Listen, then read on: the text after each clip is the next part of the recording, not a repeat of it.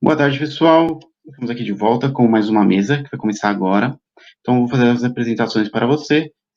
André Fran, ele é nosso convidado de hoje. Ele é diretor, escritor, palestrante e cofundador da Base 1 Filmes, um dos criadores da série Não Conta Lá em Casa, de viagem aos destinos mais polêmicos do mundo, que o levou ao Irã, Iraque, Afeganistão, Coreia do Norte e participar de uma missão da ONU no Haiti, de uma expedição humanitária ao Japão pós-tsunami e muitas outras aventuras.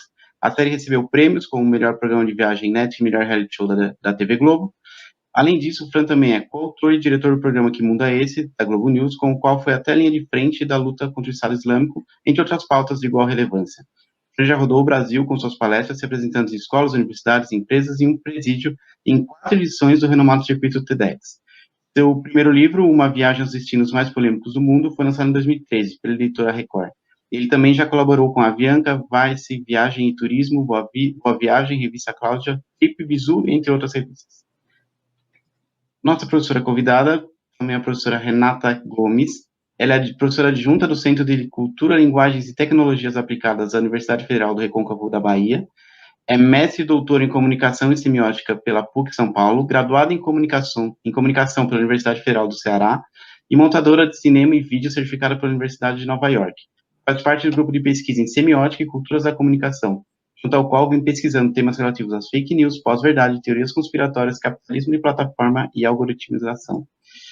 Muito obrigado pela presença de vocês, um prazer enorme recebê-los aqui hoje no Férias, na nossa última mesa de encerramento. Obrigado, pessoal, pelo convite. Obrigada, gente, é um prazer. Bem, então, peço que comecem a apresentação de vocês, peço que todos aproveitem bastante. Qualquer pergunta para os nossos panelistas, podem colocar nos comentários do YouTube aí, e a gente vai acompanhar e passar para eles no final das apresentações. Muito obrigado. Obrigado, pessoal. Só quem começa? Eu, professora Renata? Acho que sou eu. Sim, André. Então, com licença. Pessoal, acho que o Guilherme fez a apresentação, obrigado pelo convite. Eu acho que é um tema urgente, eu acho que cada vez mais a gente vê a importância e a necessidade de debater o jornalismo, né, a imprensa nos tempos atuais, tempos de fake news, tempos de redes sociais, tanto os desafios naturais de qualquer era da comunicação enfrentou, mas também os ataques, as tentativas de subverter os valores democráticos, atacando a imprensa também como um dos artifícios. E o que eu posso contribuir é um pouco de experiência pessoal, né? Eu vou falar um pouquinho sobre o perfil dos programas que eu faço na TV já há mais de 10 anos, e com essa experiência, o que eu pude assimilar em campo, digamos assim, e o que isso traduz um pouco do que a gente está vendo no mundo todo e na prática e no nosso dia a dia, né, como consumidores de conteúdo, como consumidores de informação. Como o Guilherme falou, eu lancei muito tempo atrás um programa chamado Não Conta Lá em Casa, eu ainda era um jovem sem esses cabelos e barba branca que vocês estão vendo, então eu fazia conteúdo audiovisual, né? A gente pegou um momento, e isso é importante também para a gente entender, né, nessa questão da produção de conteúdo, de fake news, por exemplo, né, dessa guerra de narrativas. A gente começou a fazer produtos audiovisuais, vídeo, né, num momento que era possível para uma pessoa comum, ou um garoto de bairro, amigos, turma de bairro, ter uma câmera de um valor mais ou menos acessível e editar também vídeos num computador no fundo do seu quarto. Quando eu era pequeno, para colocar um programa no ar, você tinha que ser uma rede de TV, com equipamentos de milhões e milhões de reais, uma estrutura gigante, com diversos profissionais. Quando eu me tornei jovem, interessado por comunicação, cursando jornalismo e publicidade na universidade, se juntasse uma grana, dava para comprar uma câmerazinha, filmar e editar, e com qualidade de colocar no ar. E foi isso que a gente fez, a gente estava começando a fazer conteúdo para banda de amigo, marca de empresa da mãe do outro, tal, para fazer um trocado.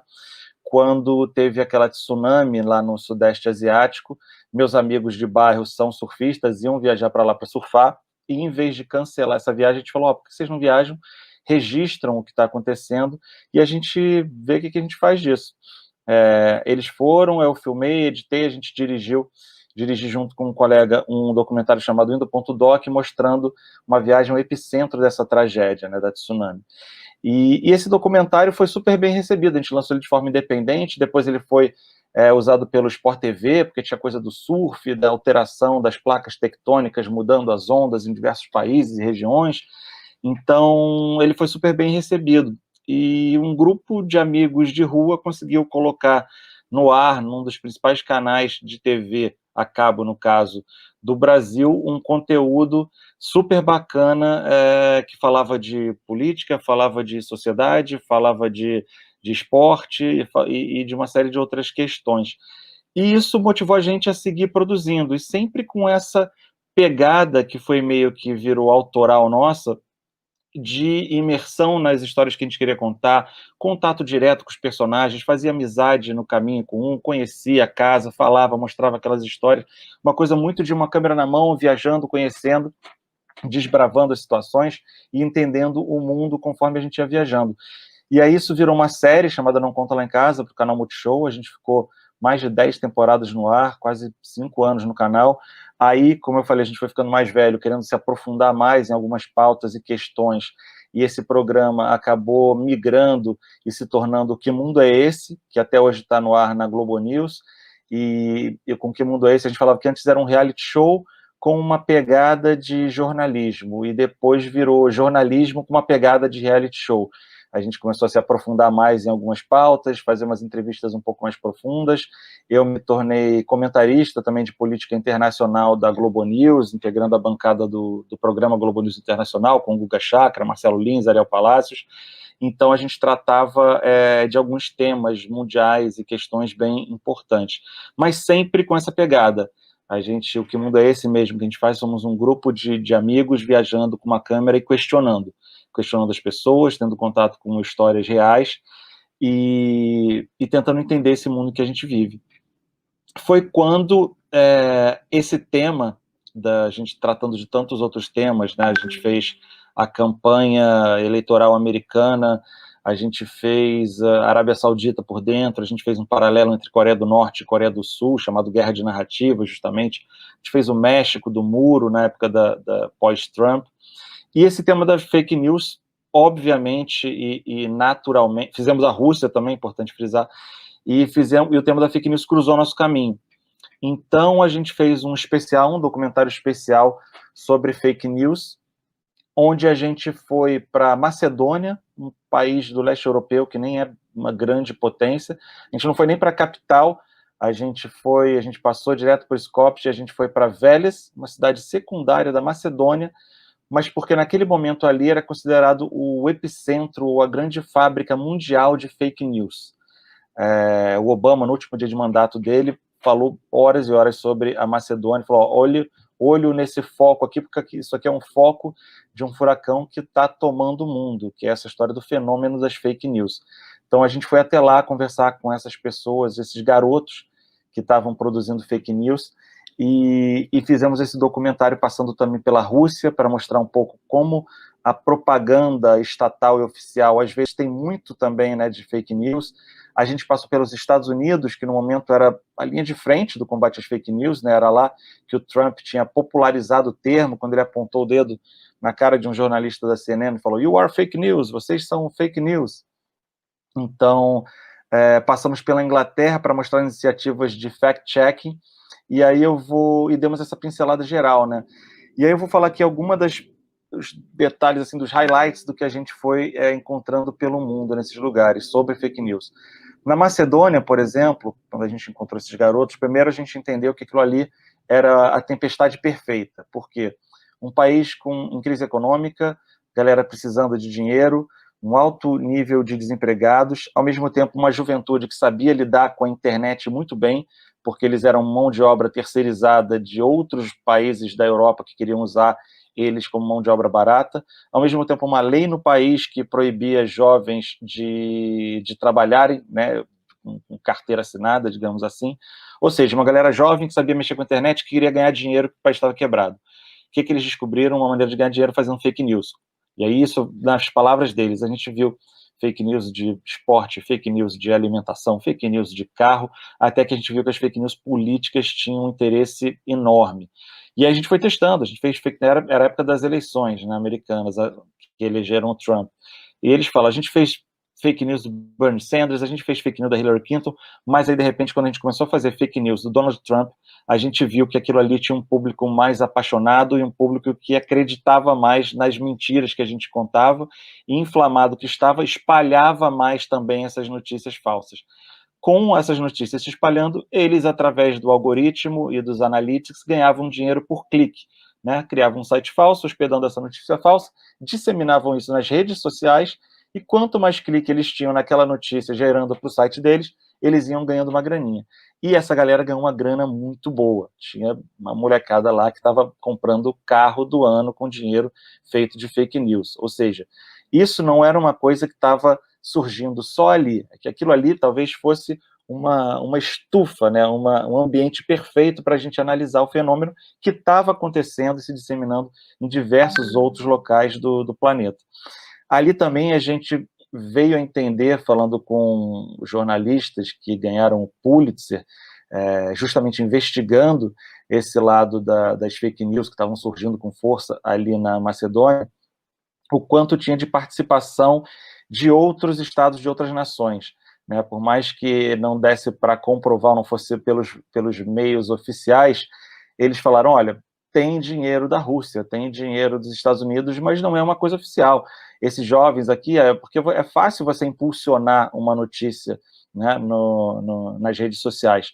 E é fácil você impulsionar sendo qualquer pessoa, qualquer um. A gente, com o celular na nossa mão, a gente vai lá, bota R$10 e impulsiona uma notícia. Então, eles começaram a analisar como é que algumas daquelas notícias falsas, escabrosas, estavam recebendo centenas de milhares de dólares de impulsionamento. E aí traçavam aquilo, viam que tinha fonte na Rússia, tinha fonte de não sei onde, por conta dos interesses por trás disso tudo. Depois, na Inglaterra, a gente viu o quanto o esforço do fact-checking, né, da checagem de fatos, é complicado, o tempo que demora, quem foi que falou mesmo? Mark Twain, que falou, o tempo que a mentira corre o mundo é o tempo que a verdade ainda está vestindo as calças para sair de casa. Então, o tempo que a checagem da notícia falsa leva para desmentir, para publicar uma errata, a mentira já se espalhou na velocidade das redes sociais e causou um estrago tremendo. Então, a gente conversou com essas pessoas que estão criando algoritmos, softwares e tentando ver como lutar contra esse poder de sedução das fake news. A gente depois fez um outro documentário para o canal Curta, chamado Fake News Made in Brasil, e aí a gente analisou a questão mais do pano de fundo nacional, mas como fenômeno, né? O lado semiótico, o lado social, o lado psicológico, de como aquilo atua nas pessoas, e também o lado de legislação. Como é que estão sendo criadas e desenvolvidas legislações para tentar lutar contra isso, e como isso também é difícil. O quanto tenho medo de esbarrar em censura, o quanto você não tem direito como regulamentar, o quanto você não tem como responsabilizar. A gente tem blogueiros que foram culpabilizados por espalhar fake news, que tiraram um perfil do ar e criaram outro e continuam fazendo a mesma coisa. Então, é uma tarefa hercúlea, um desafio gigante também nesse sentido. Sem falar na parte aí estrutural, né, e da comunicação das fake news. Eu costumo falar da memificação da política, né, que hoje em dia a gente tem essa simplificação da mensagem para conseguir atingir um maior número de pessoas, e essa pessoa ser atingida de forma tão empolgada a ponto de disseminar aquilo, de espalhar aquilo, mas a verdade é que as respostas para problemas complicados raramente são simples, né? Então, se você tem ali qual é a solução para a violência urbana? Dá arma na mão da população e todo mundo mata bandido. Pronto, aí você cria um meme ali do cara matando bandido que roubou o fulano de tal, resolveu o problema, não tem mais crime no Brasil e no mundo. Mas, infelizmente, a gente sabe por pesquisas, estudos, etc. e tal, que não é tão simples assim.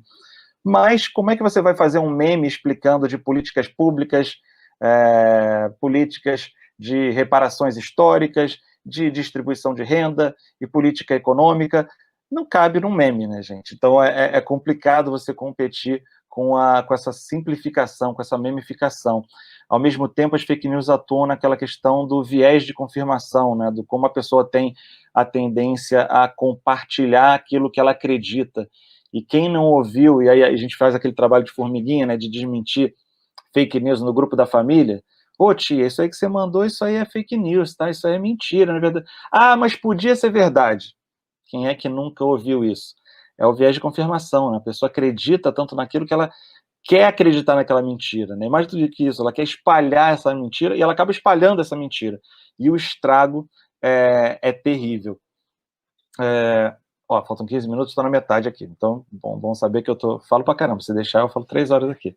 Mas vamos lá. Aí a gente começou a analisar esse aspecto, através desses 2 documentários, principalmente, esse aspecto em campo das fake news, né, de como elas atuam num panorama mundial mesmo, influenciando eleição, hackeando democracias mesmo, né? A gente, em determinado momento, fala, isso é coisa de garotada na internet e tal. E eu acho que hoje em dia a gente já tem resultados factuais de ver o impacto que as fake news e as mídias sociais tiveram nas políticas e na democracia de diversos países, seja na maior democracia popular do mundo, na Índia, seja no país mais poderoso do mundo, nos Estados Unidos, na Rússia mesmo, né, que acaba cooptando isso a seu favor e também gerando influência nas suas áreas de interesse. E como que mudou isso? Eu viajei por todos esses lugares que eu falei para vocês, gente, e eu posso afirmar que todos eles, em alguma instância, em algum nível, lidam, sofrem e estão tendo que aprender como combater as fake news e tem isso como algumas de suas prioridades. Depois, como fake news, aqui no Brasil, a gente analisou esse lado do fenômeno mesmo e entender um pouco dessa dinâmica, né, das fake news, de como elas atuam. Eu vou pegar aqui, porque aí uma vez analisado os problemas em si, a gente começou a analisar o depois, porque a gente começou a viajar para fazer outras pautas, como, por exemplo, a gente foi fazer um documentário sobre a posse do Trump, o dia da posse, e no dia seguinte teve a Marcha das Mulheres, né, um movimento em resposta, ou seja, era no mesmo lugar, ali em Washington, e eram 2 Américas completamente divididas, partidas, e se degladiando principalmente na área das comunicações. E a área das comunicações, hoje em dia, você está falando necessariamente de redes sociais, de mídias sociais. E como é que se dava como é que estava se dando esse debate, como é que estava se dando esse confronto? Existia uma mediação, existia algum tipo de regulação? Não, pelo contrário. O algoritmo, né, das redes sociais, e essa semana passada, a gente teve o documentário Dilema das Redes Sociais, que foi lançado na Netflix, que também usa o algoritmo, mas o algoritmo da Netflix não aparece, né, no documentário, curiosamente, mas levanta algumas questões bastante interessantes.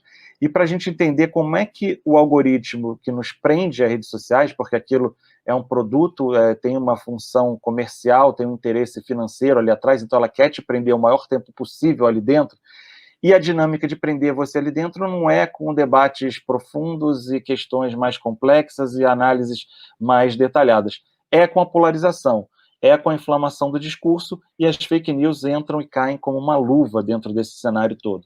Então, é interessante o filme e esse debate para a gente entender o quanto nós, eu digo, sociedade, mundo todo, podemos ou temos o poder para lutar contra esse algoritmo que é feito pela gente e que é feito para prender a gente ali dentro e para radicalizar a gente, né, com essa estratégia. O quanto nós sozinhos conseguimos fazer isso. Eu acho, aí uma crítica até que eu faço ao documentário também, e que a gente levanta nos nossos documentários, é o quanto a parte de regulamentação, de legislação para as plataformas também talvez seja a grande necessidade. A gente viu Mark Zuckerberg indo ao Senado americano prestar contas sobre o quanto aquilo ali utilizava fake news, influenciava as pessoas e atrapalhava a democracia americana, e o quanto ele estava disposto a combater isso na sua plataforma. E ele não está muito disposto, né? Ele tem algumas medidas, tem algumas iniciativas, mas ele fala que não tem como tirar, que não tem como tirar essa liberdade, que faz parte da liberdade. E hoje o Facebook é quase como uma nação, né? O Mark Zuckerberg é um chefe de Estado, ele tem milhões de pessoas ali dentro, ele tem suas próprias leis. Então, e por outro lado, como os países que sofrem, né, por esse outro lado, que sofrem com as fake news que são espalhadas na plataforma, o quanto eles querem e podem regulamentar também as plataformas. O quanto o Facebook não ajudou, por exemplo, na eleição de Donald Trump, né? O quanto será que ele tem interesse em punir o Facebook de alguma maneira para que ele coíba ali dentro a disseminação de fake news. E aí, voltando para a questão da imprensa, como é que o papel do jornalista e do jornalismo pode ser fundamental também, a gente vê primeiro a queda de publicidade, falando aí dos Estados Unidos, de 40 bilhões de dólares para 16 bilhões de dólares. A gente vê só os gigantes conseguindo se entender e conseguindo, de repente, sobreviver num meio que era para ser pulverizado, com várias informações, com vários jornalistas fazendo conteúdo autoral, falando sobre aquilo que gostam e entendem, mas você tem ali o New York Times, você tem ali o Washington Post, que teve também que ser resgatado, né, pelo Jeff Bezos, o bilionário lá, dono da Amazon, ou seja, também teve essa questão por trás. E a gente não tem, até hoje, o que muita gente a gente fala que tem a Netflix das companhias aéreas, tem a Netflix do filme, tem a Netflix dos restaurantes, tem a Netflix, porque é aquela coisa, né, da assinatura, do coisa que vem pela internet, do conteúdo chegando à sua mão, mas para o jornalismo isso ainda é um desafio. A gente tem aí a Apple Plus News querendo chegar e combater isso, mas ela provê uns 50% de retorno para quem faz o conteúdo, que ela acredita que, bom, o jornalista vai ter 50%, mas a gente vai espalhar o conteúdo dele para um mercado gigantesco. Mas aí você cai na mesma questão, né? Você está preso ao algoritmo da Apple TV News, no caso. E quantas outras iniciativas você vai ter o jornalismo dependendo de algoritmo, né? E quem vai estar dizendo o que é interessante publicar ou o que não é interessante publicar, né? O quanto do jornalismo é uma função social, é de interesse público, mas o quanto, se a gente for orientar esse interesse pelo que a gente está vendo das pessoas orientando seus próprios algoritmos em outras redes sociais, o quanto a gente não vai ficar preso a informações e notícias superficiais, em conteúdo polarizante, em vez daquele conteúdo que pode realmente agregar o debate, que pode fortalecer a nossa democracia. Ou seja, falei para caramba, porque o tempo era curto, então tentei enxugar ao máximo. Falei um pouco sobre a minha experiência pessoal, do que eu vi, do que eu analisei, estudei, criando o conteúdo falando sobre fake news e sobre mídias sociais. Levantei um pouco, né, da realidade atual, dos desafios, do que está sendo feito, mas se vocês me esperavam trazer alguma resposta, é difícil, é muito complicado, peço perdão, mas acho que não tem ainda.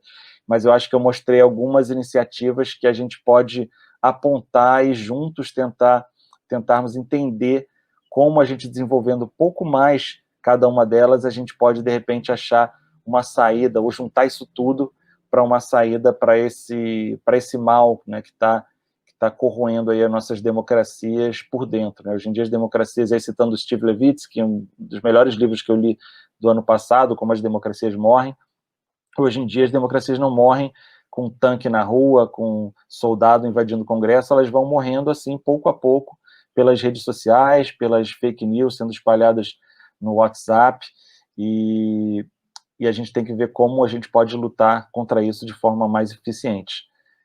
Não sei se eu deixei a professora Renata agora em maus lençóis, né? Vai ter que trazer a resposta para essas questões, mas eu tentei dar minha colaboração aqui, gente. Obrigado pelo tempo e audiência de vocês, e depois a gente responde as perguntas que pintarem aqui. Obrigado.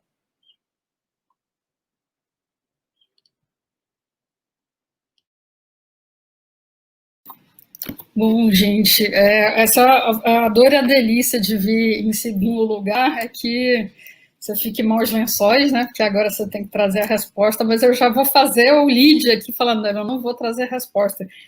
Ninguém trouxe a resposta até agora, né? Mas, por outro lado, o lado bom é que você parte aí do caminho construído pelo André, e aí eu posso como a gente costuma dizer, subir nos ombros dele, né? Para ver se a gente consegue juntos olhar aí de algum outro ângulo que possa trazer algum tipo, não de resposta, porque eu acho que é um problema muito complexo, que não vai ter uma resposta simples, mas se a gente começa a cutucar aí esse monstro aí por ângulos diferentes para ver se produz alguma coisa. Deixa eu ver se eu consigo reproduzir aqui uma tela, porque eu tenho cacuete de professora, então eu gosto de projetar aqui uns slides, né, gente? A pessoa não consegue viver sem slide. Vocês bom, beleza, maravilha. Deixa eu entrar aqui. Ok. Bom, então, assim, eu vou partir do que o André está falando, né? Do que o André falou, todo esse problema. Eu gosto muito dessa questão dos garotos lá na Macedônia, né? Que, a princípio, né, até onde se saiba, estavam lá assim, pô, como é que eu ganho dinheiro nessa situação?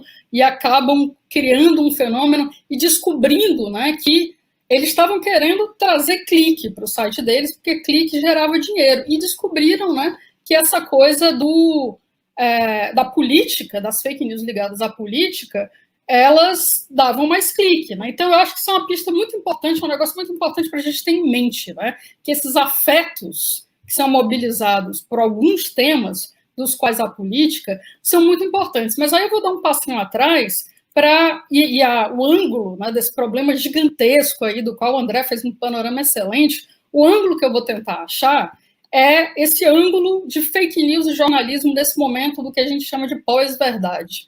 Eu acho que pós-verdade é um termo assim, que nem sempre ajuda muito, porque fica parecendo que a gente passou de uma época em que a verdade era importante, e isso não é a questão. Né? Mas é inegável a gente admitir, como o André já colocou, que a gente está vivendo um problemão por conta das fake news. Aliás, eu uso essa imagem aqui para simbolizar, né, as nossas eleições. Essa aí, não sei se dá para ver direito, é a nossa famosa mamadeira, possivelmente a mamadeira mais famosa da história da humanidade, né? E o que supostamente foi o grande veículo de disseminação dessa mamadeira ficcional, né? Uma mamadeira que nunca ninguém viu ao vivo, pelo menos não no contexto, né? Então, se a gente vai dizer que as eleições foram influenciadas, não foram influenciadas, ganhou ou não ganhou, teria sido assim, teria sido assado, a gente não pode negar que existe um impacto muito grande disso que a gente chama genericamente de fake news, no contexto político, especialmente de eleições, de referendos, de plebiscitos, ou seja, em cenários onde a polarização se torna muito visível, porque você acaba votando entre duas coisas, né? Já faz um tempo que as nossas eleições elas são espécies de plebiscitos. Você acaba, assim como as eleições americanas se dão entre democratas e republicanos, a nossa eleição multipartidária acaba sendo sobre dois extremos, né, de uma polarização. E aí, nesse contexto, sobretudo depois das eleições e até o presente momento, a gente tem ouvido, né, a gente tem acompanhado um clamor por parte do jornalismo tradicional da recuperação de sua função como um guardião da verdade. Né? Ou seja, cria-se também uma polarização em que um lado estão essas fake news que a gente conhece, que eu acho que muito bem simbolizada pela famosa mamadeira e sua disseminação pelo WhatsApp, pelas redes sociais, e haveria um outro polo, que é o polo do jornalismo, que é onde a verdade factual é tratada como se deve, né? A partir desses padrões aí de imparcialidade, de objetividade jornalística, etc. E eu, que sou uma pessoa formada, fiz graduação, mestrado e doutorado em comunicação, embora eu nunca tenha trabalhado tanto tempo em redação, mas estou pensando essa importância da comunicação esse tempo inteiro. Então, é óbvio que eu estou do lado do jornalismo. Porém, eu estou aqui para problematizar, porque professor é isso. A gente, na verdade, a gente faz o oposto de trazer a solução. A gente traz os problemas, né?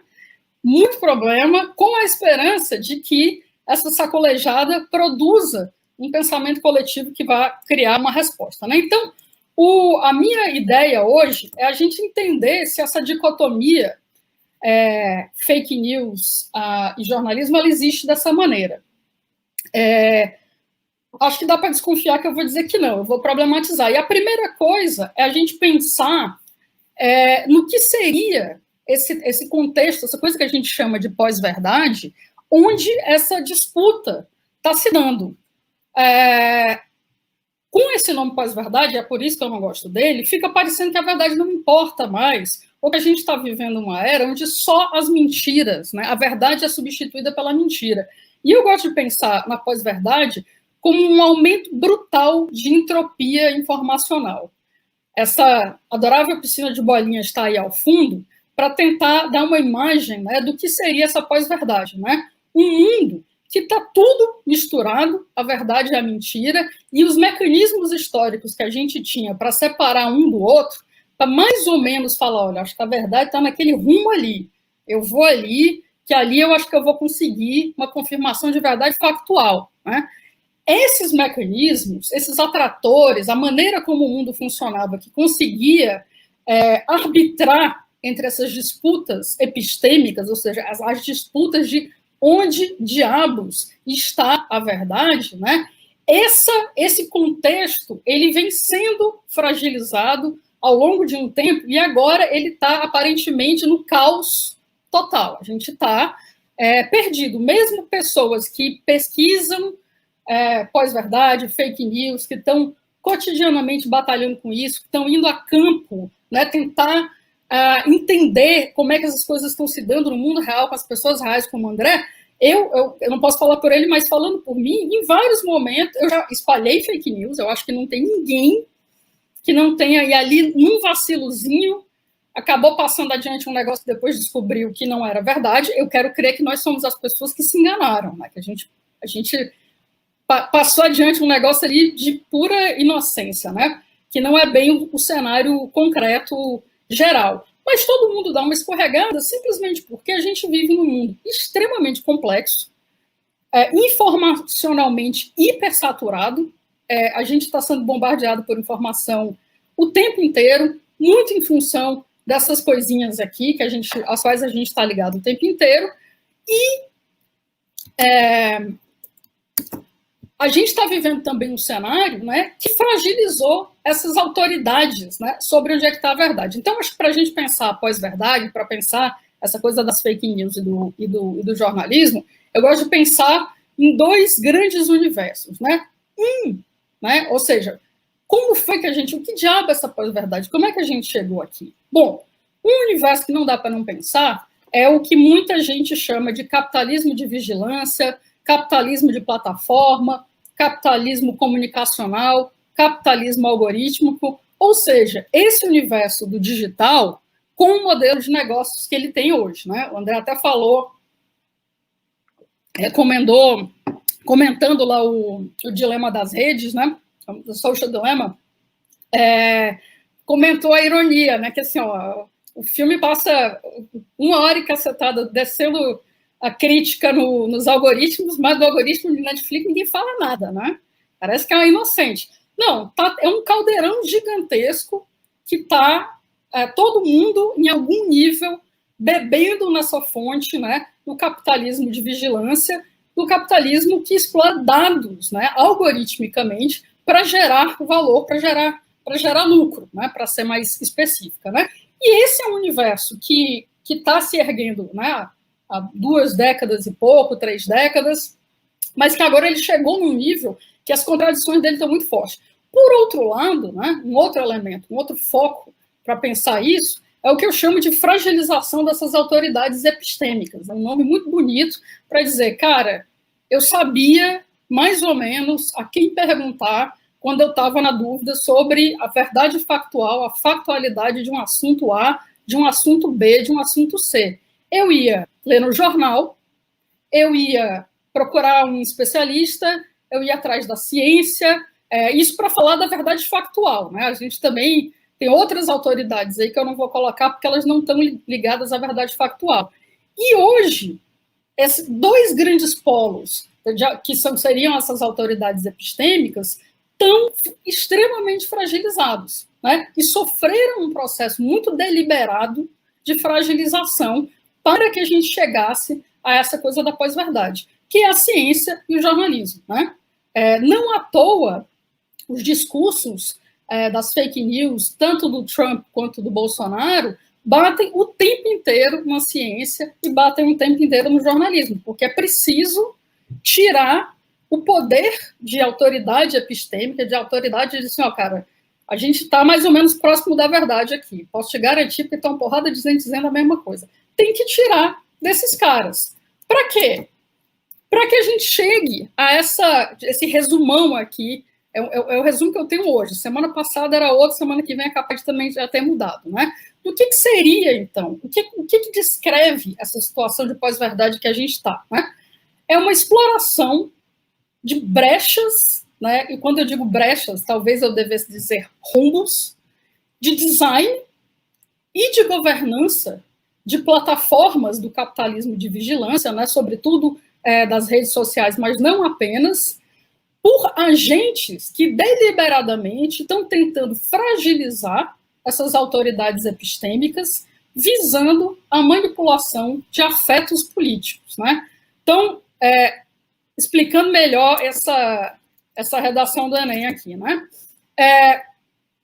A gente construiu, a sociedade construiu, o capitalismo, enfim, construiu, né, essa grande coisa chamada internet, e hoje a gente tem essas plataformas que atravessam a vida de bilhões de pessoas. O Facebook tem mais de 2 bilhões, acho que a última contagem estava 2 bilhões e 600 milhões de usuários ativos, né? O WhatsApp no Brasil tem mais da metade da população usando. Essas plataformas, elas não são meros veículos, né, de troca de informações. Elas têm uma maneira, elas são desenhadas de uma maneira para aproveitar o nosso uso de dados, para aproveitar os dados que a gente cria ali pelo nosso uso que é bacana. Ele não é assim, poxa, estou usando drogas horrorosas. Não, tem muita coisa boa, né? E a partir de um determinado momento, esse design, né, essa forma como é feito o desenho dessas plataformas, algoritmicamente, com a intervenção humana, e a governança, ou seja, quais são as regras de uso, né? O que é que você pode fazer, o que é que você não pode fazer, o que é que o Facebook incentiva, o que é que ele pune, como o que é que ele tira, o que é que ele mantém. Eu, por exemplo, sou constantemente bloqueada, estou há quase um mês bloqueada pelo Mark Zuckerberg, por coisas, eu já fui bloqueada por falar palavras que eu já até, tipo, bati no teclado assim, ele está bloqueado. Não sei o medo que ele tem. Eu tenho 3 perfis no Facebook, ele bloqueia os 3 agora.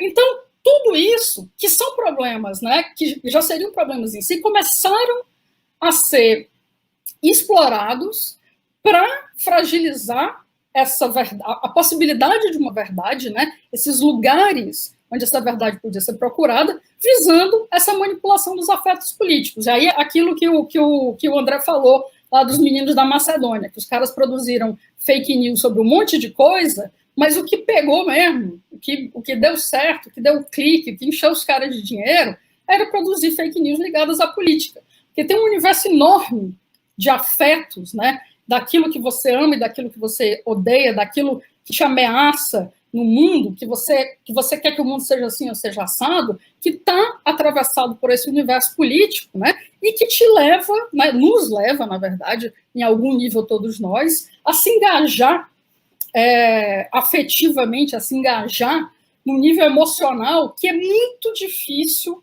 de você lidar com ele de forma, digamos, racional. Então, o problema, o nó do negócio é esse aí. Aí, para a gente pensar como é que as fake news entram nisso. Bom, as fake news, eu estou falando mais do que o André, não estou nem na metade do negócio. Então.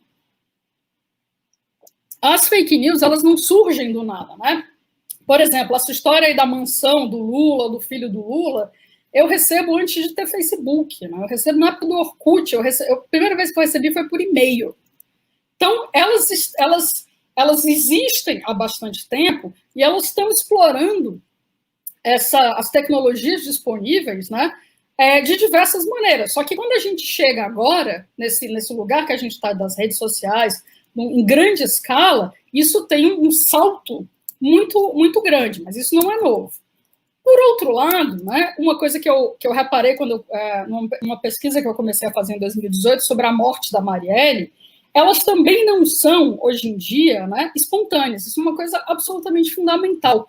E elas servem a um propósito de esvaziamento do debate público, né, que não apenas tenta vulnerabilizar esses lugares de autoridade epistêmica, como toda vez que começa a surgir uma espécie de consenso no debate público, ou seja, nessa discussão que a gente tem no universo coletivo sobre a realidade do nosso país ou algo do gênero, né? Toda vez que começa a emergir algo parecido com um consenso, alguém coloca uma bomba de ruído ali no meio para sabotar esse debate. Então, eu acho que um exemplo muito bom disso, muito bom no sentido de que ficou muito evidente isso, foi a morte da Marielle, né?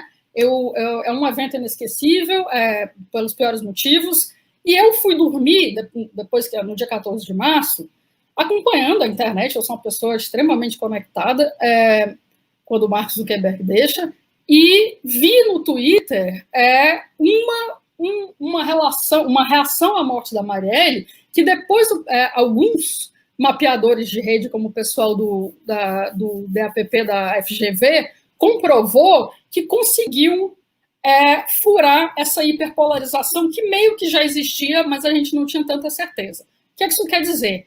Muita gente de fora que seria a bolha da esquerda teve uma mesma reação em relação à morte da Marielle, uma reação de revolta e um reconhecimento de que aquilo ali não era um assassinato qualquer, era um assassinato político. Bem,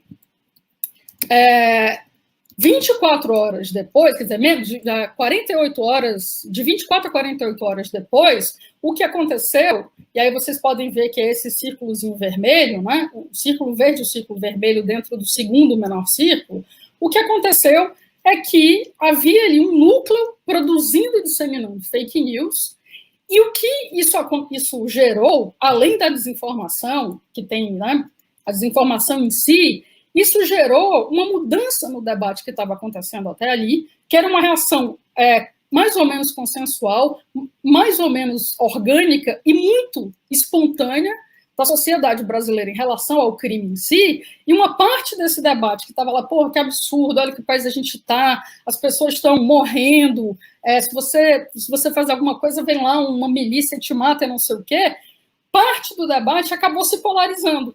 Uma parte espalhando fake news, outra parte desmentindo fake news. Então, o debate ele acaba sendo enquadrado num quadradinho bem pequenininho, em vez de ser o debate amplo que a gente precisa ter enquanto sociedade, né?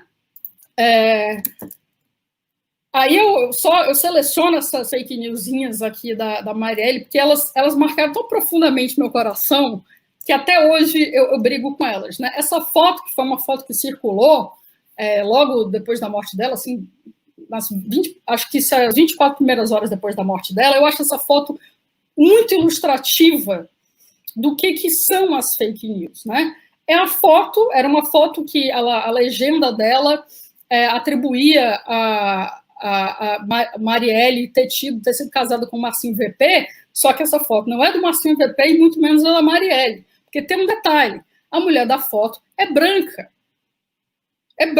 não tem condições de ser a Marielle. Você pode até ficar, não, mas será? Porque não... Gente, a mulher é branca, não tem condições. Então, você não precisa nem conhecer a cara da Marielle, mas você sabe que ela é uma mulher negra. Se você recebe essa foto, o mínimo que você tem que falar, mas peraí, gente, tá meio pálida a Marielle nessa foto, né? Tá alguma coisa estranha. Então, foi aí o dia que eu falei, velho, não é engano. Tem outra coisa acontecendo aqui, né? Bom, isso é um enquadramento importante para a gente pensar as fake news. Acho que outra coisa importante, né, essencial, a gente não consegue pensar o surgimento desse tipo de fake news aqui, né, essa coisa que estourou como uma bomba, que já estava ali fumegando, mas a gente só foi ver quando começou a realmente pipocar, a gente não consegue pensar nisso fora de um contexto comunicacional maior. Então, para passar aqui mais rapidamente, tem uma pesquisa que eu acho muito importante, um calhamaço, assim, um livro sensacional que chama Network Propaganda. Deixa eu voltar aqui para a tela cheia, peraí.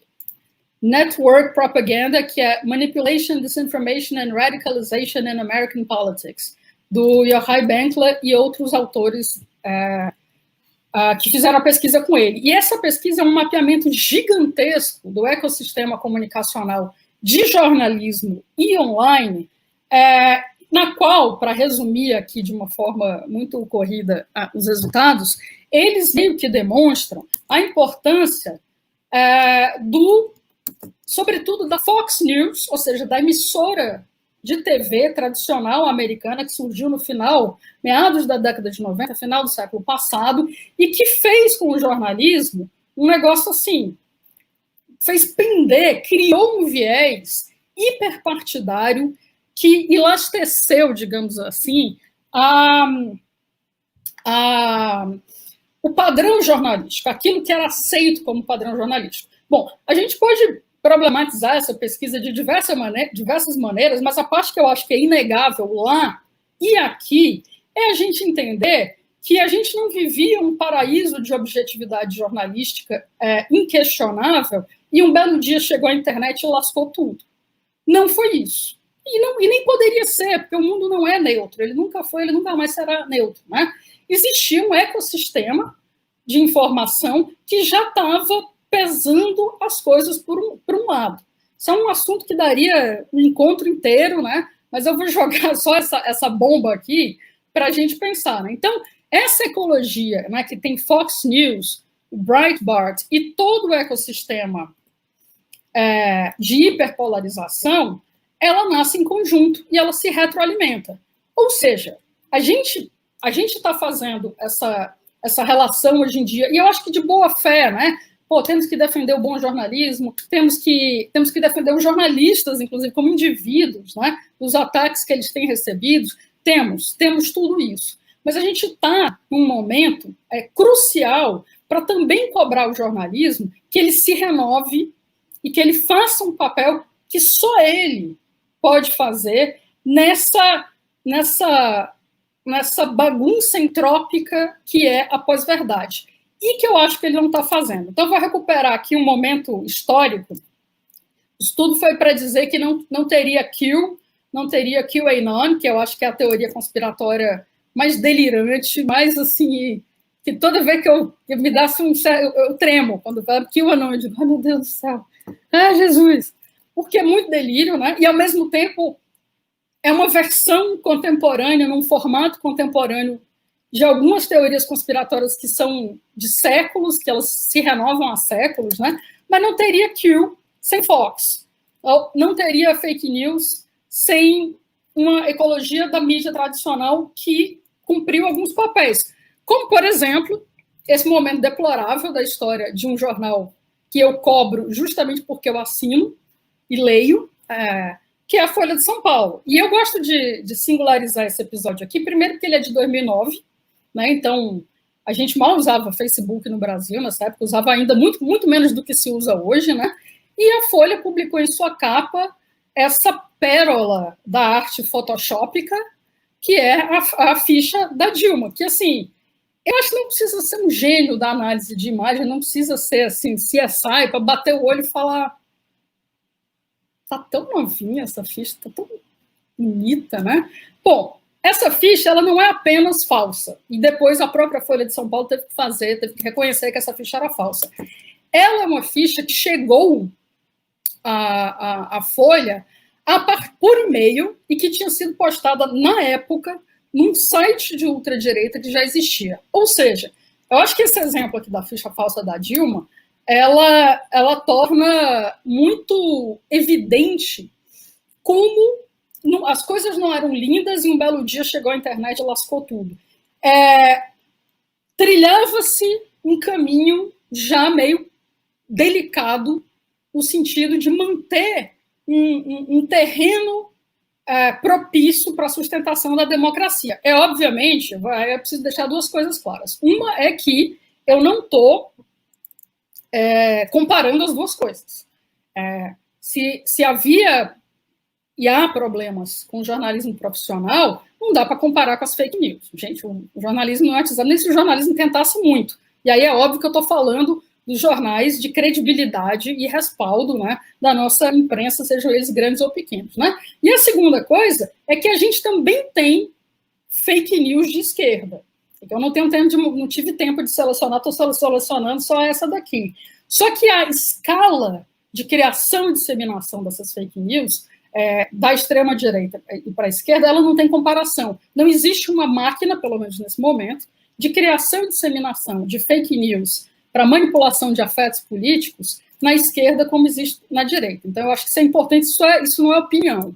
Isso é uma coisa que é exaustivamente mapeada e precisa ser falada, porque o que eu vou exigir do jornalismo agora, eu vou me encaminhar aqui para o fim, acho que eu vou comer uns minutinhos a mais, talvez, exige que a gente chame as coisas pelos nomes que ela tem. E isso não é ser partidário.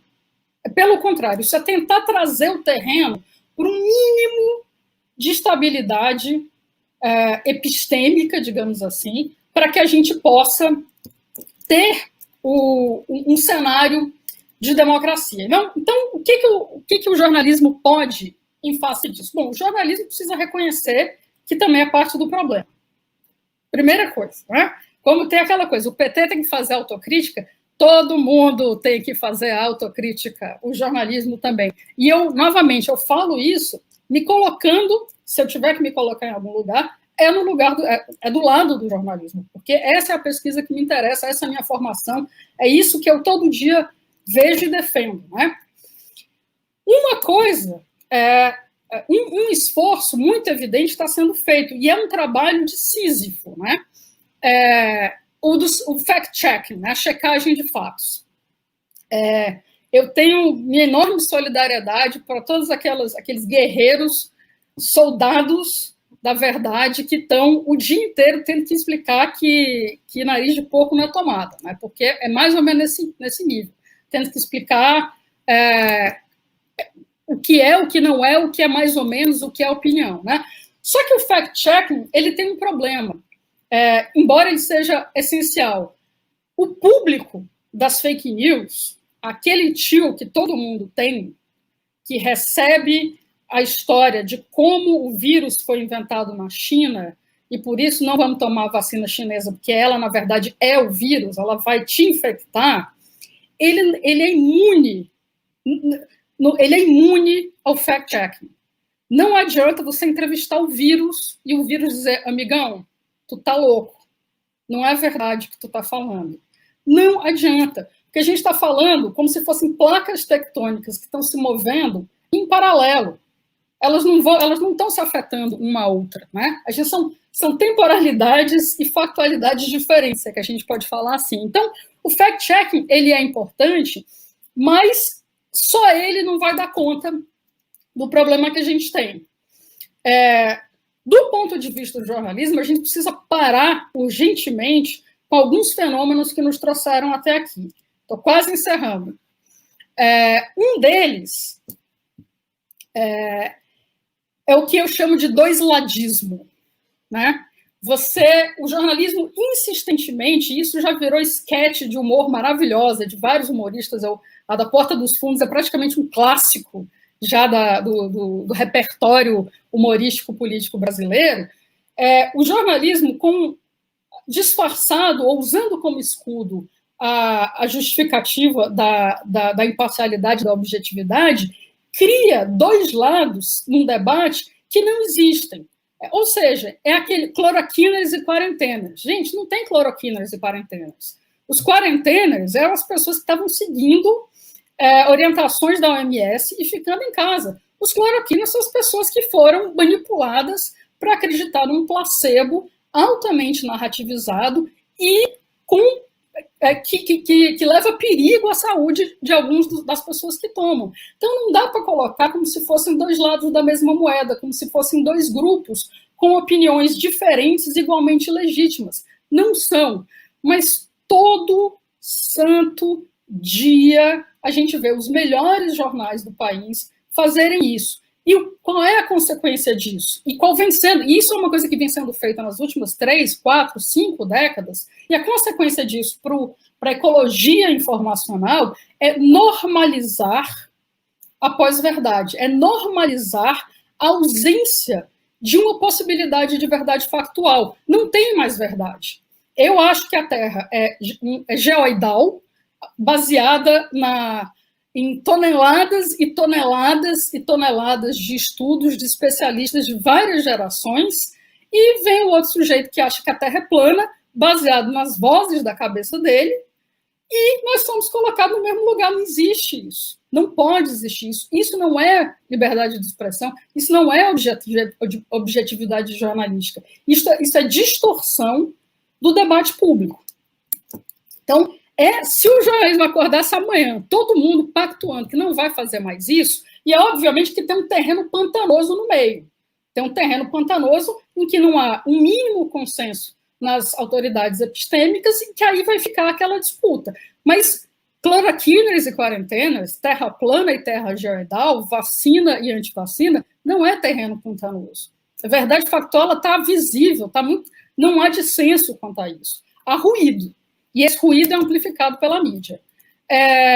A gente viu recentemente, Guilherme vai me matar aqui, Guilherme, eu juro que eu estou terminando. A gente viu recentemente conhecido como essa semana, né, as manchetes grotescas sobre o meu despertador está dizendo que meu tempo terminou.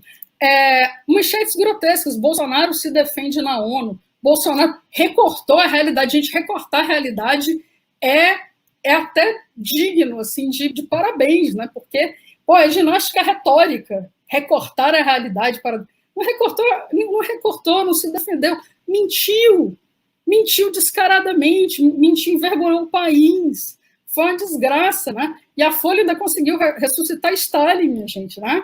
Imagina se acorda um belo dia de manhã e Joe Stalin está redivivo, né? Aqui a gente vê muito bem a diferença entre as duas coisas. Bolsonaro diz na ONU que Brasil, blá, blá, blá, blá, blá, blá.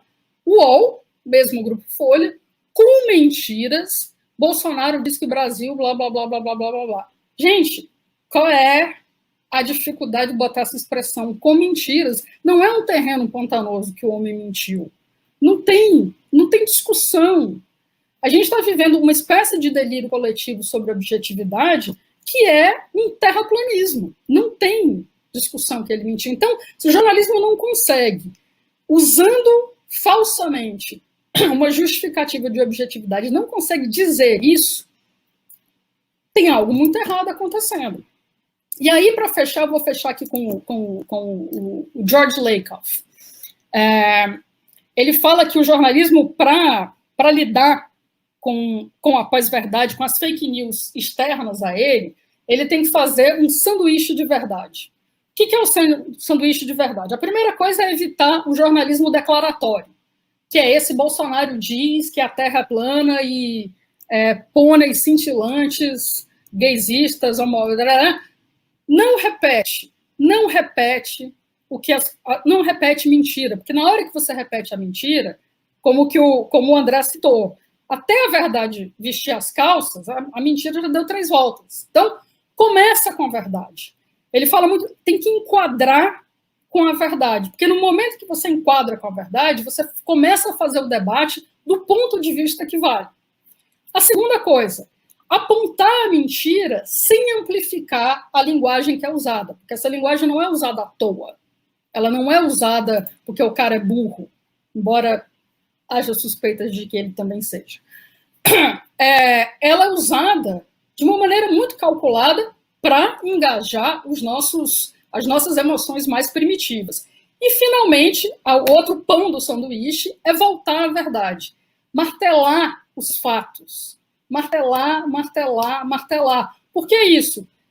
Todo esse universo que a gente está falando, que eu estou chamando de afetos, ele reconhece que o ser humano é muito menos racional do ponto de vista eurocêntrico do termo, né? A gente é muito menos racional do que a gente gosta de achar que é, e é muito mais primitivo, a gente é engajado por emoções. Então, se você martela um negócio, ele, de algum jeito, ele entra na nossa cabeça. Então, o jornalismo ele tem que fazer uma versão, pelo menos, aí do sanduíche de verdade, né? Não apenas para fazer a verdade factual ganhar mais espaço do que a mentira que os jornalistas sabem que está sendo reproduzida, mas dizem, não, mas eu não atira no mensageiro, eu estou só falando o que ele disse, né? mas tem também que desconstruir, como aquela manchetezinha, com mentiras, fulano de tal diz isso, isso, aquilo. Tem que chamar a atenção para a estratégia discursiva que está tentando nos fazer de besta. Então, é esse, mais ou menos, isso são apontamentos, né, para o jornalismo, que obviamente se espraia em jornalistas, em editores, em veículos, etc., etc., mas que eu acho que a gente não pode deixar de discutir num momento, por exemplo, como o vindouro de eleições aqui nos Estados Unidos. Então, encerro aqui, já tendo tomado mais tempo, peço desculpas, falo muito, é isso aí, gente.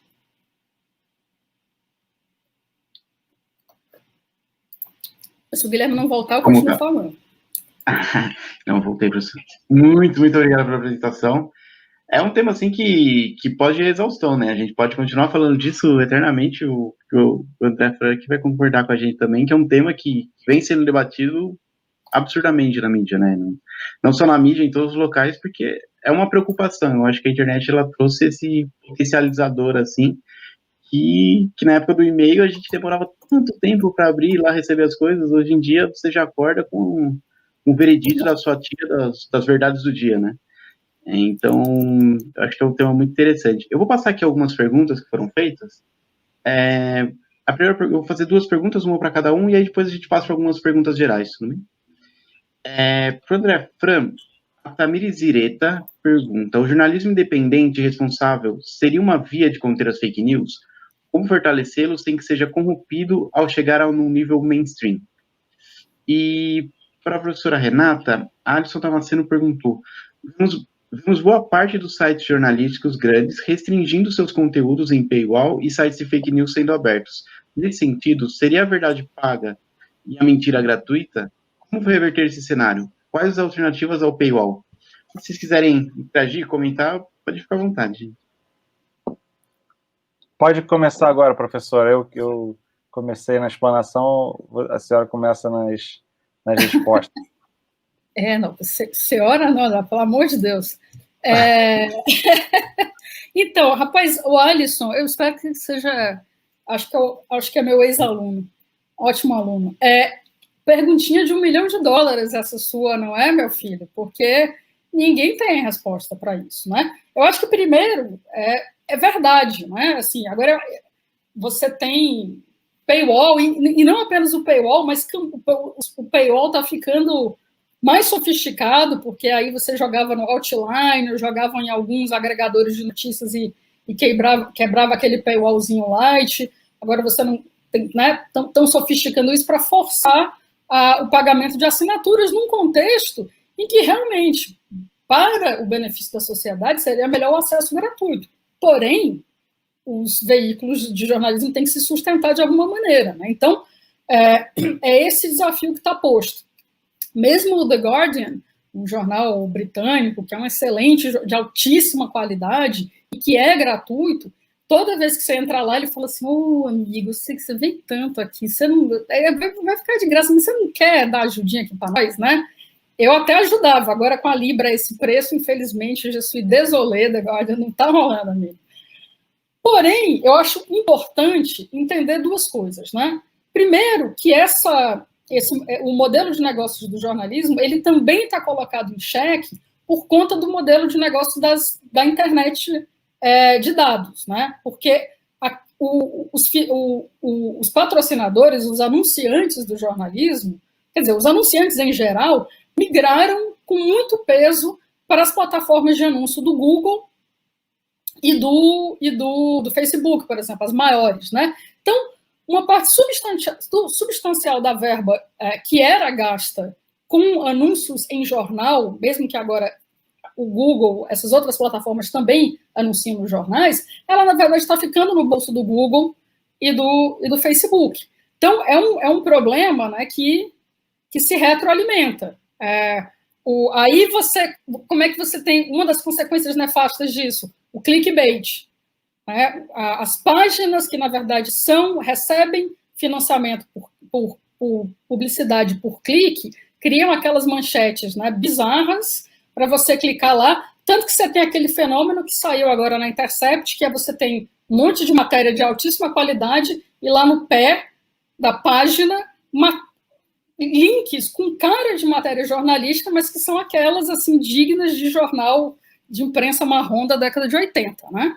Então, a pergunta de como reverter esse cenário, a resposta é assim, bicho, não sabemos, mas remete a esse problema que eu chamei de capitalismo de vigilância. A gente precisa lidar com ele, porque boa parte dos nossos problemas no mundo contemporâneo estão relacionados às contradições desse modelo.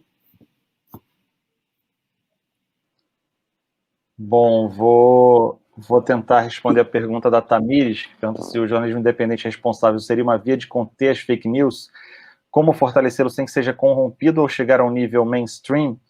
E acho que passa um pouco até pelo que a professora Renata falou, e até na explanação dela, quando ela entrou nesse mérito.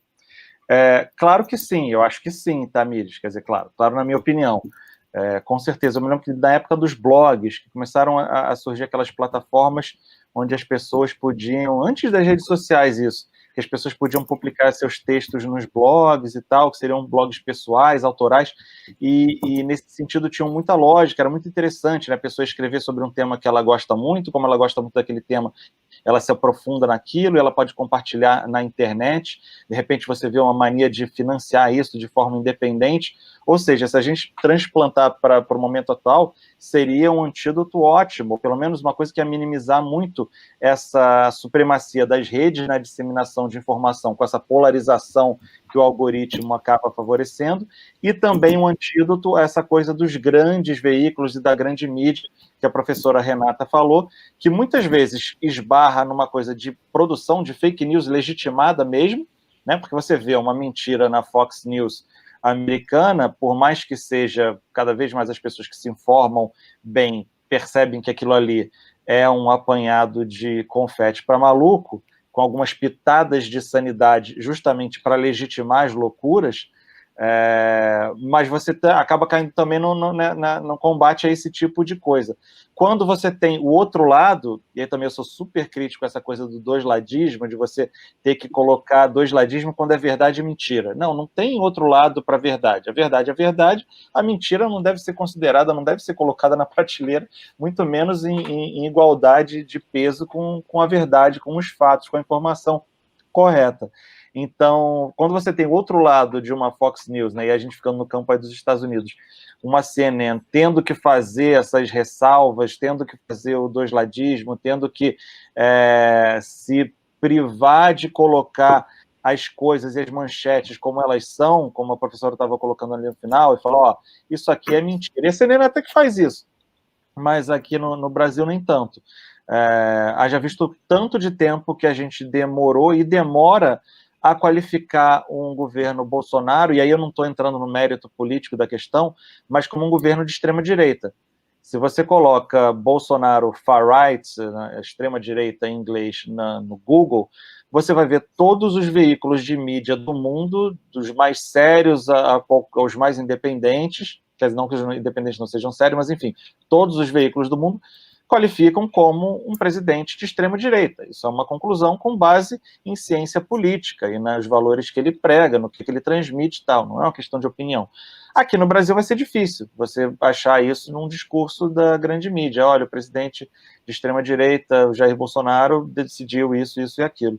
Então, eu acho que passa muito por isso. Ao mesmo tempo, Tamires, por mais que sim, o jornalismo independente responsável, né, criando o seu próprio conteúdo especializado, falando do que gosta, se aprofundando, investigando, apurando com seriedade, seria sensacional, mas é meio que utópico ainda, né? Eu falei bem batido ali sobre essa iniciativa da Apple Plus News, que tem essa coisa dela publicar e dividir o share com os produtores de conteúdo, mas, você vai estar dentro de uma grande plataforma, sujeito também ao que ela considera interessante e que vai ter mais relevância ou menos relevância, então é difícil.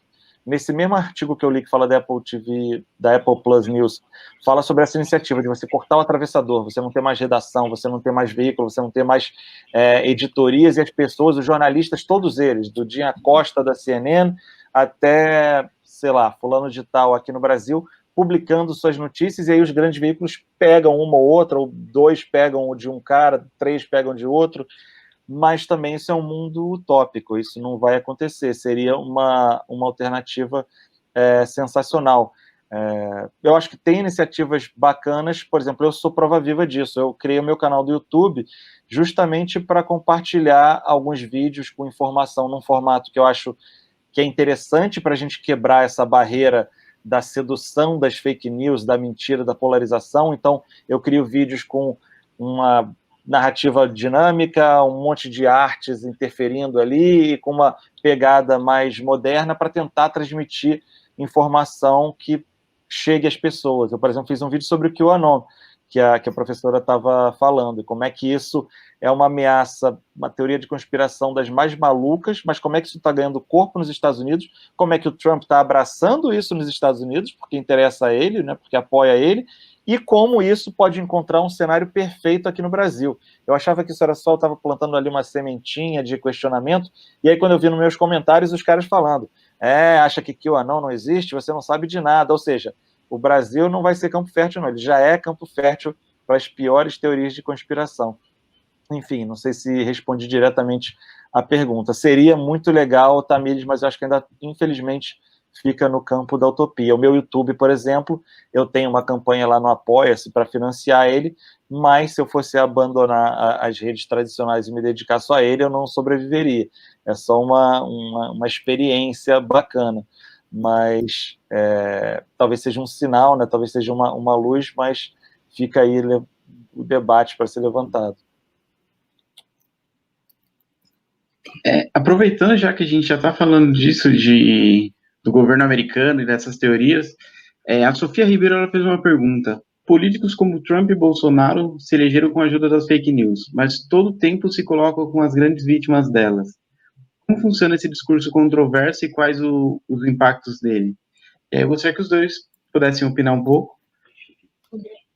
Acho que o Fran caiu. Se professora, se puder começar. Então, essa reação, esse posicionamento deles é mais do mesmo, né, da mesma estratégia de fake news, porque é isso. A questão não é chegar a questão é desestabilizar qualquer possibilidade de verdade. Então, se você, olha, eu não sei se a Terra é plana, se a Terra é redonda, eu não sei o que, não sei o que, não sei o que, mas estão me dizendo que isso aqui é fake news, ou seja, que a verdade, eu não sei onde é que ela está, mas estão me dizendo que ela não está aqui, vem o outro lado e fala, não, fake news é aquele outro lado.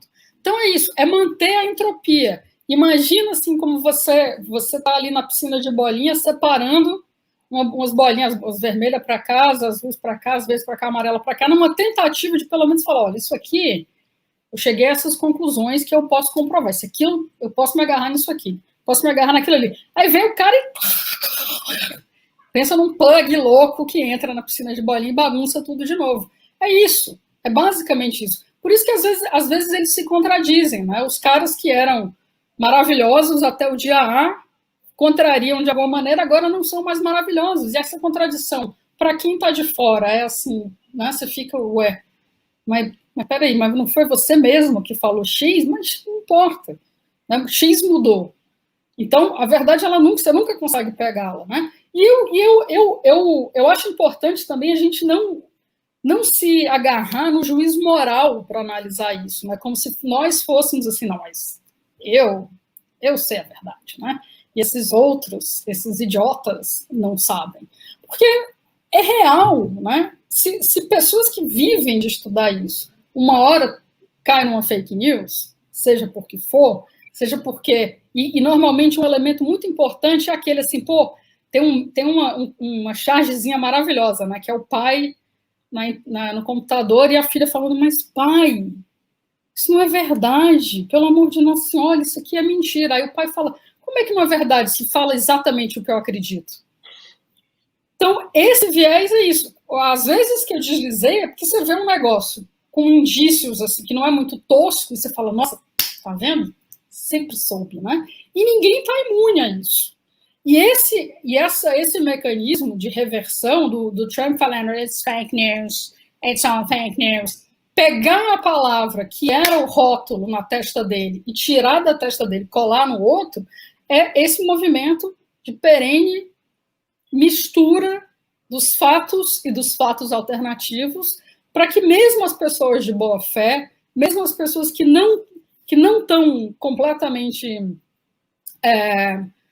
absolvidas por essas narrativas que estão se alimentando, uma hora fica assim, porra, velho, sinceramente, eu não sei. Não sei o que está acontecendo. Se eu pudesse só complementar, porque é exatamente isso, a gente percebeu quanto as fake news em determinado momento, e é bem marcado até pela eleição do Trump mesmo, né? As fake news foram muito usadas naquela campanha, mas ainda não eram reconhecidas como um fenômeno como é hoje.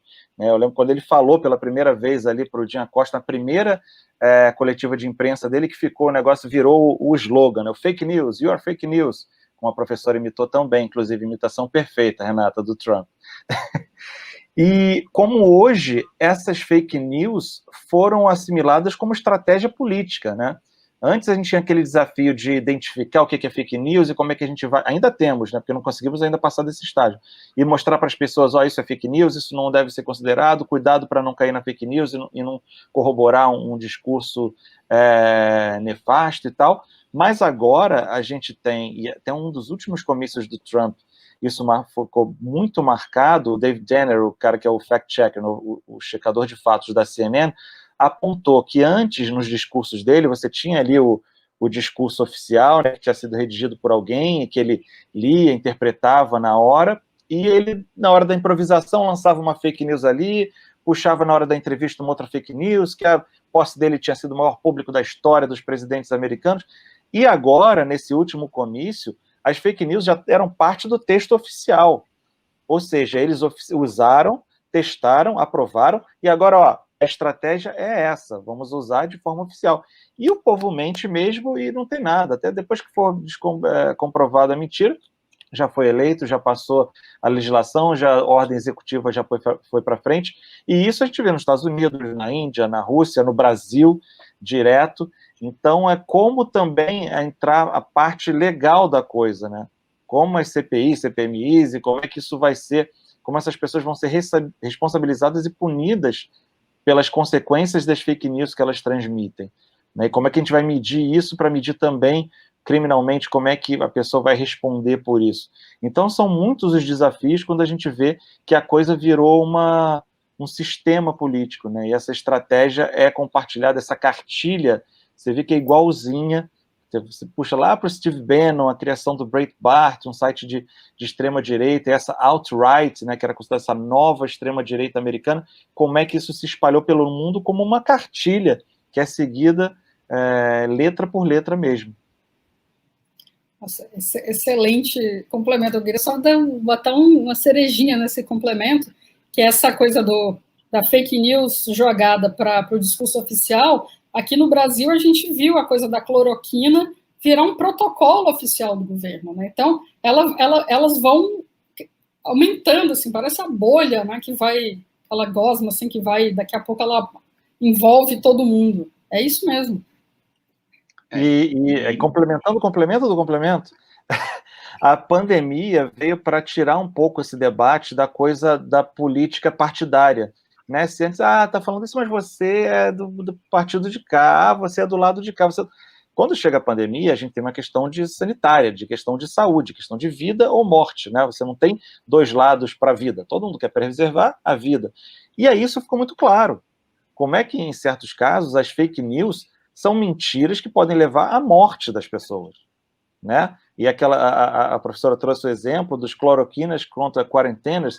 Não, gente, é verdade contra mentira, é ciência contra não ciência, né? É vida contra morte. Então, se a gente puder usar isso também para olhar de fora e ver, olha, esse mesmo sistema que está sendo usado aqui, estão usando para me manipular politicamente, para manipular a democracia. Então, é mais uma chance que a gente tem na mão para orientar as pessoas e para, sabe-se lá como, a gente debateu aqui esse tempo todo, mas não temos respostas, mas levantando algumas bolas que a gente pode usar para cortar. E eu concordo completamente. ainda mais entra muito naquela charge que a professora comentou, que como isso pode ser mentira se é tudo que eu acredito? Como você contesta isso? E a troca também dos referenciais, que a professora estava comentando na fala dela, e o André também reforçou, que é aquela coisa de a gente deixou de ter a ciência e o jornalismo como referência, mas a fonte é minha tia, é minha avó, é minha prima de segundo grau que falou isso, ela é uma boa pessoa, ela não mente. E aí você mistura entre as pessoas que espalham a fake news por maldade e as pessoas que caem nas fake news e continuam espalhando, né? E aí, como você faz essa separação? E aí, aproveitando isso, pode falar, André. Não, ia complementar esse ótimo gancho que você levou, e puxando daquilo que eu tinha falado também do momento da pandemia, também nesse momento a gente vê uma oportunidade de como a ciência, a imprensa livre estava sendo atacada por esse movimento estratégico, que também usa muito das fake news, e como é que no momento emergencial de crise mundial, como a pandemia do coronavírus, a gente vê a importância disso, né? A importância das pesquisas, a importância da ciência, a importância dos profissionais de imprensa fazendo o trabalho sério como serviço essencial para divulgar às pessoas que medidas corretamente elas devem usar para proteger as suas vidas. Então, é mais um sinal dos tempos para a gente ter uma questão de vida ou morte, para a gente ver o que deve ser valorizado, né? E o que estava sendo usado como estratégia política. A Karina Bege até comentou aqui na pergunta dela em relação à questão que o André fez, ela destacou aqui que o André fez uma thread no Twitter com as mentiras do discurso da ONU. E até puxando isso, a gente viu a professora trazendo a questão do sanduíche, né, do sanduíche de verdade, né, mas como você faz isso com um discurso num órgão oficial da ONU? É diferente de uma... Qual seria a ação, qual seria a indicação para nós, que em tese temos um pouco mais de acesso à informação, né? Então, o sanduíche de verdade é um direcionamento que o Lakoff, que é um linguista, né, ele pensa, ele é linguista cognitivo, eu não lembro exatamente qual é a área, né? Aquelas são sugestões para o jornalismo, né? Porque é isso. Você vai reportar o discurso na ONU, né? Num veículo jornalístico, você tem escolhas a fazer.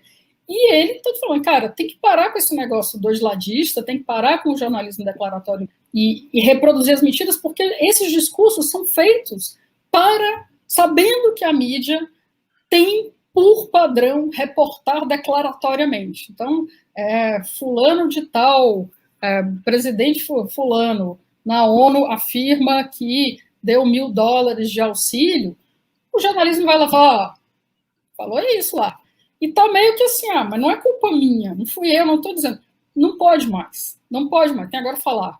Não, tem que arranjar maneiras de reenquadrar isso, primeiro fazendo a verdade factual, quando isso é minimamente consensual, prevalecer, e segundo, chamando a atenção para essas estratégias de mentira, de distorção, enfim, as mais diversas falácias que estão sendo usadas. São duas camadas, né?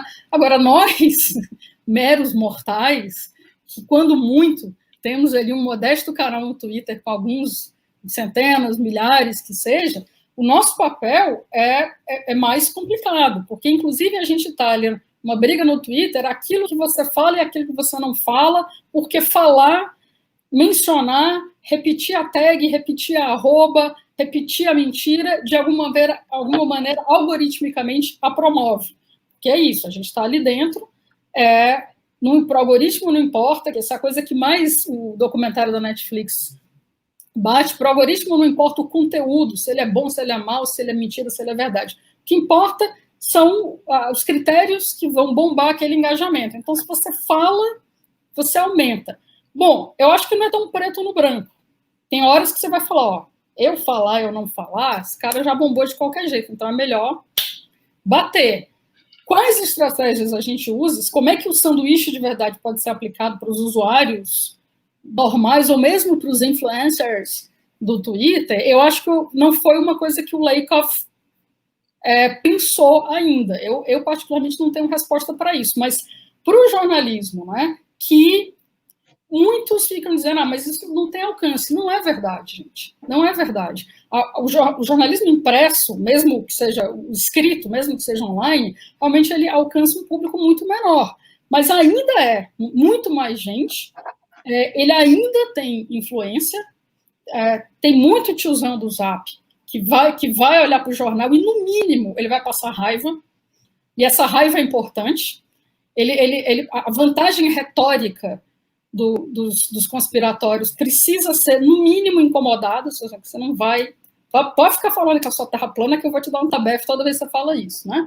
E temos rádio, temos TV. Teve uma entrevista, que eu não vou lembrar quem foi do Osmar Terra, que é um sujeito que vem mentindo compulsivamente sobre a pandemia, que, como o André colocou maravilhosamente bem, não é mais uma questão puramente ideológica, né? A mamadeira existe, o kit gay existe, não existe.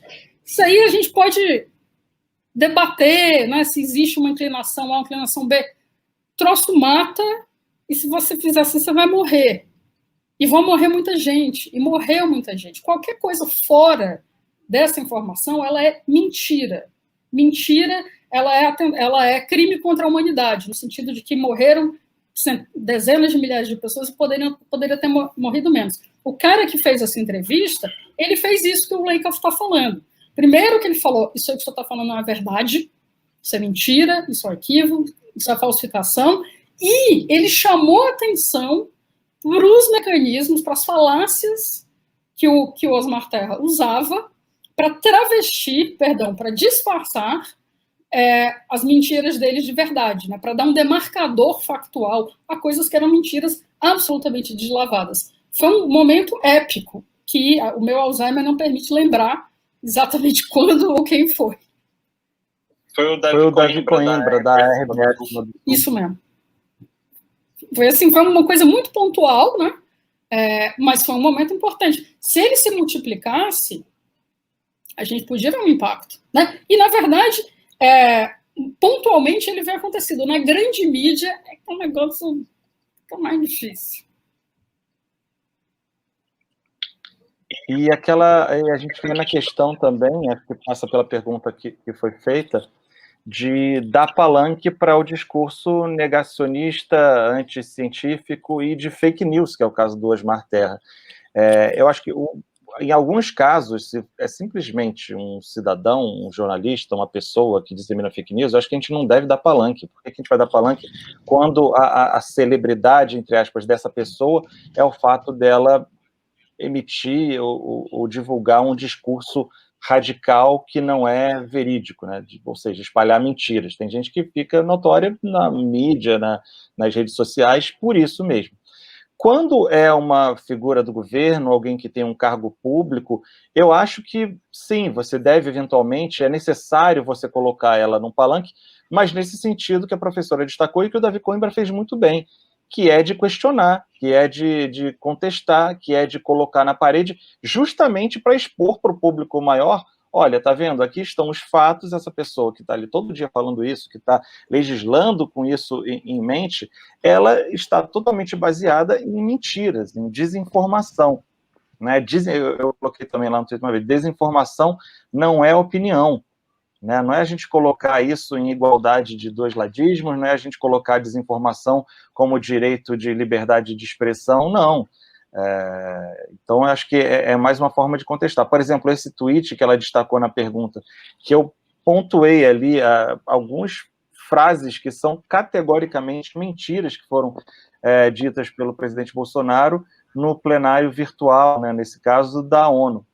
E não eram coisas que era opinião, que era dois lados, que era contestando uma visão, não, era mentira, não foram índios que colocaram fogo na Amazônia, né? Não foi um navio da Venezuela que espalhou óleo no Nordeste, isso são coisas que ultrapassam a questão da opinião ou da ideologia. E ainda assim veio gente para mim falando, mas isso é uma questão também de quando você vê que tocou a pessoa e aí você entra no lado do Fla-Flu. Mas fulano de tal também falou uma mentira tal no dia, sei lá o quê. Ok, gente, então quando fosse lá atrás a gente tinha que criticar e quando for ali na frente a gente critica de novo. Mas no momento, isso não absolve uma mentira que está sendo dita nesse momento. Então, é uma luta inglória, né? Porque é você ficar enxugando gelo, às vezes, mas ao mesmo tempo é necessário, porque antigamente a gente não tinha sequer esse debate. Então a fake news passava batido, ainda mais quando dita por um órgão de imprensa grande, ou por um presidente, ou por uma figura pública. Então agora a gente tem espaços como esse, né? A gente entende o malefício que as fake news podem trazer. Então a gente tem esse espaço debatendo, a gente tem metodologias sendo implementadas, a gente tem estudos sendo feitos, a gente tem legislação tentando ser passada. Então, tento enxergar que é positivo, é uma evolução. Aproveitando, então, que me deram um gancho aqui na tela, falando de como essa mesa se relaciona super bem com a que a gente teve de cibersegurança. O professor Alcides Speron, ele falou que mais cedo que eles reportaram recentemente a primeira morte por causa de um ataque cibernético, né? Aí a dúvida é que fica, porque foi um problema, explicando para o professor, para a Renata e para o André, foi basicamente invadiram um hospital, teve problema nas ambulâncias, e isso acabou acarretando numa morte, então foi reportado assim, né? Quanto tempo a gente ter uma morte causada por fake news? Tá tentando dar um encerramento assim, porque a gente, com essa pandemia, isso já escala no nível muito alto, né? Eu acho que a gente já teve milhares e milhares de mortos em diversas partes do mundo por conta de fake news e de propaganda política oficial de alguns governos. Isso remonta para muito antes de invasão do Iraque, do Afeganistão, ou de luta contra o Estado Islâmico, ou de crise de refugiados, a quantidade de fake news também. Todo grande evento mundial, a gente já tinha isso, já tinha os boatos, já tinha desinformação, já tinha a mentira por interesse de A ou de B. A questão é que agora a fake news foi envelopada como um fenômeno usado como estratégia política, mas que ela matava e segue matando, e vai matar mais gente ainda, ela mata, essas fake news que passam a ideologia extremista, acaba na ponta da corda matando o refugiado que está buscando uma vida melhor, que tem seus direitos humanitários resguardados e tem leis internacionais que protegem ele para tentar a proteção, mas acaba matando o cara que não consegue sair de uma situação de guerra porque dizem que eles são todos terroristas islâmicos querendo invadir a Europa para corromper os valores da civilização europeia. Então, as fake news matam, e se a gente não lutar contra elas, vão continuar matando. Isso, a gente não tem como pensar a possibilidade de um governo federal estar agindo como o governo federal brasileiro age até esse momento em relação a uma pandemia, né, a primeira de um século, ignorando as fake news, ou seja, ignorando o fato de que existem milhões de brasileiros engajados por esse processo que eu chamo de manipulação de afetos, né, que está sendo explorado politicamente, profissionalmente, né, com dinheiro, não é assim, não é só uma galera que tá ali por amor, de forma alguma, né? Então, se a gente for botar isso na conta, né, a gente tem aí, certamente haveria mortos, porque o vírus é o que mas poderia ter tido menos. Já estão até, inclusive, tem havido cálculos, né? Por mais complicado que seja calcular o que poderia não ter sido, né? Mas aí, nessas horas, quando a gente começa a pensar assim, essa fronteira entre, olha, no limite, mata, no limite leva à morte. Eu penso na fake news que nunca morre, que nunca acaba, que é o antissemitismo, por exemplo.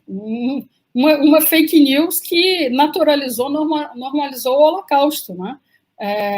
E que fica voltando, porque, por exemplo, o Q, as teorias, o golpe comunista, um monte de teorias conspiratórias que alimentam, inclusive, as nossas microteorias conspiratórias brasileiras, também tem as suas versões, né? George Soros, Rothschilds e todos esses judeus malvados que têm um complô para dominar o mundo, ou os judeus, ou os comunistas, ou sei lá, os gaysistas, abortistas, maconhistas, né? Mas é isso, a teoria conspiratória contra um povo que são os judeus tem séculos. E ela, obviamente, ela vai mudando de formato, ela vai mudando de divulgação, mas ela matou milhões. Houve os mortos em Mianmar, né? A Índia está fazendo verdadeiros pogroms contra a minoria muçulmana. Então, é um problema muito real, né? É um problema extremamente concreto. Bem, infelizmente o nosso tempo vai acabando, então o pessoal está pedindo muito para vocês indicarem artigos, fontes, coisas nesse sentido, e também divulgar as redes sociais de vocês. Se vocês puderem, então, nessa mensagem de despedida, e já aproveitarem e fazer essas indicações, a gente agradece bastante. André. Eu podia ter separado aqui algumas coisas, eu tenho um monte desde que eu comecei a viajar e produzir esse conteúdo, tem um setor ali que é só de fake news, desinformação, é o esgoto da minha biblioteca aqui de casa. Mas, cara, o dilema das redes sociais, acho que é interessante, né? Vale a gente ver com um olhar crítico. Eu tenho esse aqui, não dá para eu pegar agora, que é da Mochiko Kakutani, que é A Morte da Verdade, é bem interessante também. Tem o livro da Tartaglia também, pela Intrínseca, que fala sobre a máquina de fake news.